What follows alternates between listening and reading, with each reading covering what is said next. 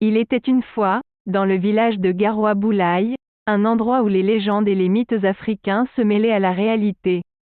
Les habitants de ce village croyaient fermement aux forces surnaturelles et à la magie qui imprégnaient chaque aspect de leur vie. Parmi ces croyances, il y avait une histoire sombre et sinistre connue sous le nom de « les poupées du destin ». Au cœur de ce conte effrayant se trouvait Fifion Ribana, un sorcier mystérieux et puissant. Il était connu pour sa maîtrise des arts occultes et pour ses connaissances approfondies en matière de magie noire. Les villageois, à la fois fascinés et effrayés par Fifion Ribana, le considéraient comme le gardien des secrets les plus sombres et les plus interdits. Un jour, une jeune femme du village, nommée Amara, fut prise d'une curiosité malsaine à l'égard des poupées du destin. Elle avait entendu des rumeurs selon lesquelles ces poupées étaient capables de prédire l'avenir et de manipuler le cours des événements. Intriguée par cette perspective, Amara se rendit secrètement dans la demeure de Fifion Ribana pour obtenir l'une de ces poupées. Lorsqu'elle arriva à la demeure de Fifion Ribana, Amara fut accueillie par une atmosphère sombre et oppressante. Les murs étaient ornés de symboles ésotériques et de parchemins anciens. Fifion Ribana était assis dans un coin, observant silencieusement la jeune femme. Sans dire un mot, le sorcier tendit à Amara une petite poupée en bois sculptée à la main. Il lui fit signe de partir, mais il y avait une lueur étrange dans ses yeux qui laissa la jeune femme perplexe. Elle prit la poupée et quitta précipitamment la demeure, ignorant les avertissements silencieux de Fifion Ribana. Peu de temps après, Amara commença à remarquer des changements étranges dans sa vie. Les prédictions de la poupée semblaient se réaliser, mais d'une manière terrifiante et destructrice. Les gens autour d'elle commencèrent à mourir de morts violentes et tragiques. Certains furent dévorés par des bêtes sauvages, d'autres furent maudits à mort ou se transformèrent en pierre.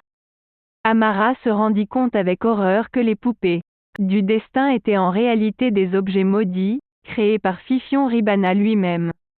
Chaque fois qu'elle essayait de se débarrasser de la poupée, celle-ci réapparaissait mystérieusement dans sa vie, apportant avec elle mort et désolation. Terrifiée par les conséquences de ses actes, Amara se décida à retourner voir Fifion Ribana pour trouver un moyen de rompre la malédiction. Elle arriva à sa demeure, seulement pour trouver le sorcier disparu, laissant derrière lui une atmosphère de mort et de désespoir. Amara comprit alors qu'elle devait affronter les forces obscures qui la tourmentaient. Avec détermination, elle se lança dans un voyage périlleux à travers des paysages hantés par des créatures maléfiques et des esprits vengeurs.